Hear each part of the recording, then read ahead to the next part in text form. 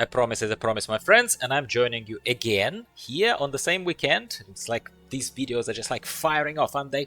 Straight after the World of Midnight developer panel with Ian Hazekostas and Maria Hamilton. So I'm going to very rapid fire tell you what I thought about the panel. And yes, I took a lot of notes, but I don't think you would welcome reading my handwriting here. That's just for me to take the notes here. I've put here on the screen for you, so that you understand exactly what we'll be talking about before you drift off and before you say, well, Gyro is just going to be ranting on. I don't know how long exactly it will take me to go through these old topics, but please, I always put the chapters in the timeline of this video and description, so please help yourselves, but I would love to hear your thoughts and everything else before you go. So let's talk about this panel.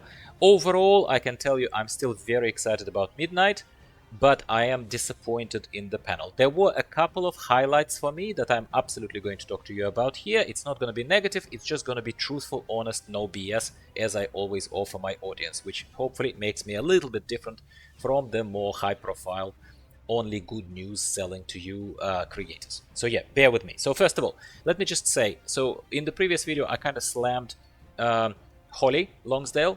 Just from the personal perspective, I simply feel like she doesn't have the gravitas.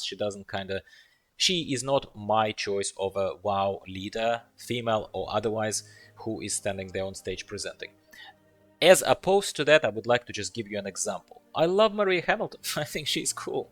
I like her, so that's all there is. And I have not had a chance to meet with Maria Hamilton in person, but in case you are one of the new people here, I have met Ian Hazekostas in person many years ago when he was visiting Sydney. So yeah, that's a bit of a trip down the memory lane here, neither here or there, okay? So, story so far, whole segment of this was unnecessary. They were watering down the presentation, which I don't appreciate. I think it's a waste of time. But I suppose I could immediately hear you kind of just typing there angrily that in any saga or in any basically TV series, they always recap what's been happening. So maybe it's because of that they sort of watered it down, because they assume that some people may have joined the World of Warcraft community during Midnight, so they and it's a long story before, so they sort of need to recap it. Perhaps, but I was bored. I personally was bored. Recap of the heroes and foes, who is who in the zoo, again, to the same kind of point. To me, it's unnecessary, it's a bit of a drag, I was not appreciating it, other than those characters that I didn't know, such as Arwina, such as that Haranir.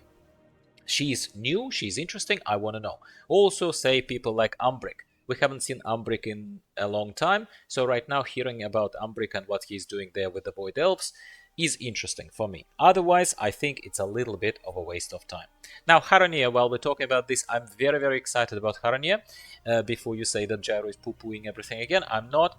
I'm very excited about Haranir, and I can tell you that Haranir is likely going to be my new main for the expansion. I always pick a new main that's somewhat fresh. So first of all, Haranir are going to be druids, and we will talk about druid forms in a second, but there will be new druid forms, so that's great.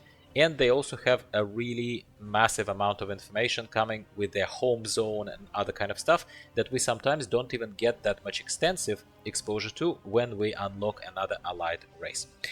Amani, I mentioned.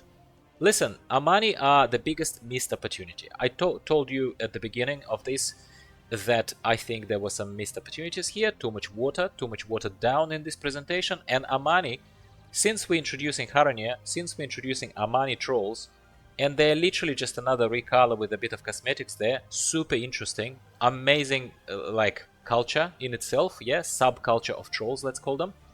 I think not introducing them here as another allied race, Haranir and them, is a massive mistake.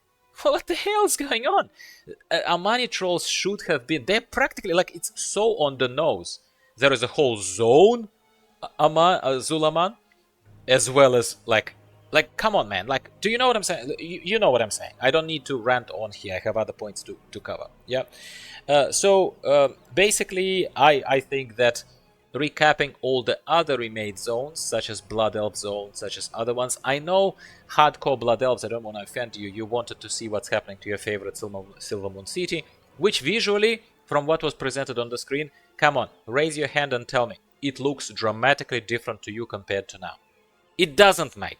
It doesn't. Yes, if you're there with a microscope and you're zooming in and you're looking at pixelation and the number of polygons on your favorite statues, of course it's uplifted, but at the same time it's not different enough to spend more than like a minute on it. Just mention that it was updated, that's it, see you later.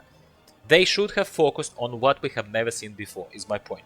Amani, Haranir, Void.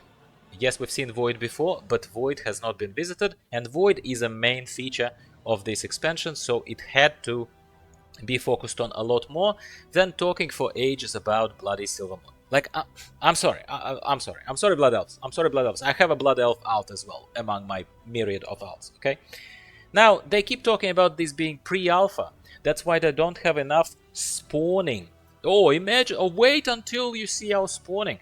Even lovely Maria Hamilton, I have to kind of swing back here a little bit and say, listen, first of all, it's a saga. We keep hearing how there are teams working ahead already on the other expansions. Mate, it's been a long time. It's been a long time. And they come into Gamescom, which is the biggest place. They, you know, that's where they're going to be showing us this stuff. So it's like all this fanfare, all this expectation, all this build-up. And in the end, let's be freaking honest. They didn't have anything to show us. They didn't even show us any druid forms for Haranir. Any, like, proper tangible hooks. Yes, features list is impressive. I said it myself. Features list is impressive. Cinematic is impressive. Okay, some of you disagreed with me. That's okay. That's the beauty of it. We can disagree but still be friends. But man, they show us empty zones, dude. Try and defend that, mate. They're showing us pre-alpha footage that doesn't have spawn in it, like has a couple of mana worms floating around. Not impressed, alright? Not impressed at all. Okay? Like I already said, I have another point here kind of hammering down the fact that Amani, Zulaman, everything, and no allied race. Like, it's such an on-the-nose missed opportunity. It's freaking crazy. It's freaking crazy. Alright, Haranir. Let's talk about Haranir. Switch to the good. Haranir, gorgeous looking race. Very interesting looking. Well, if you're a Fungarian at heart and you like fungal stuff, then it looks even more so close to your heart. I love it. I really, really love it. I can't wait to see their druids, and then my choice is locked in, mate. Locked in. But freaking amazing. Maria mentions that one of the forms that is amazing is a pangolin form. Do you know what a pangolin is? I don't know what a pangolin is. Maybe I should Google it, but I have not. And I don't know what a pangolin is. But not even showing us anything is I'm sorry, it's inexcusable to not show us anything at this stage. You prepare for this freaking hell. Like, at least show us a concept art. You show us concept art anyway, man. Anyway. Okay, the zone looks good. Now, I loved the slide of the void, of the voids. That one where they're standing as if they're being arrested next to like a measuring scale of how tall they are and stuff. I loved that introduction. That's great. That's a good one. The Void Storm Zone, no, you know, it's alright. The Void Storm Zone is okay. They're kind of making a big deal out of it, but again, like, it's barely populated. Well, at least there is some population there in that zone, or in the footage. And it looks like a mix between an Argus and, you know, Netherstorm from the good old days in Burning Crusade. And yeah, it's okay. It looks fine, yeah. Ian talking about the delves, 10 new delves is great to hear. Of course, they're going to double down on the system. I didn't expect any different. And Valera Sanguina. Yep, I'm a fan. I'm a fan. Are you a fan? I'm a fan. I'm a fan of Valera Sanguina. I don't even know why I'm a fan, but I'm a fan, okay? 8 new dungeons, to be expected, standard thing. As I predicted, they were going to give us your standard set of 4 leveling dungeons, 4 endgame dungeons, and a raid. There you go, boom, it's all cool. Then there are some of those new raids, and one of the raids, apparently the Dream Rift, will have only one very quickly doable boss.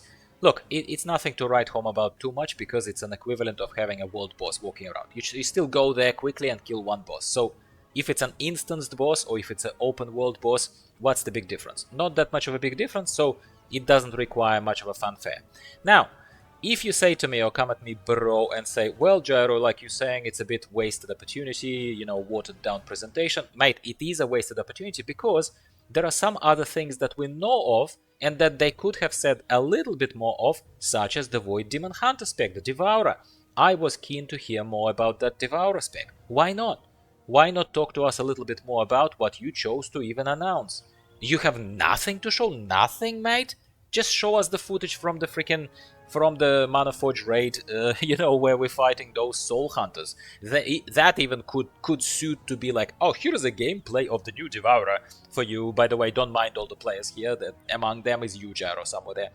Anyway, these are my thoughts on the presentation today. It's good to have it, but it's like 20-ish minutes, out of which I'm gonna be generous and I'm gonna say 1/3 could have been cut out. But if I was harsher, I would say half of it could have been cut out and filled in with some information that I didn't have before, such as Void Demon Hunter information, such as maybe clarification or at least even a teaser of the upcoming patches after the first initial drop. Say like, listen, we know it's obvious that Amani and additional perhaps specs for the Shaman are not discussed yet, but stay tuned. That's it, that's it. I don't even need you to say anything else. Just give me hope and I'd be like, yes mate, I'll be here every step of the way.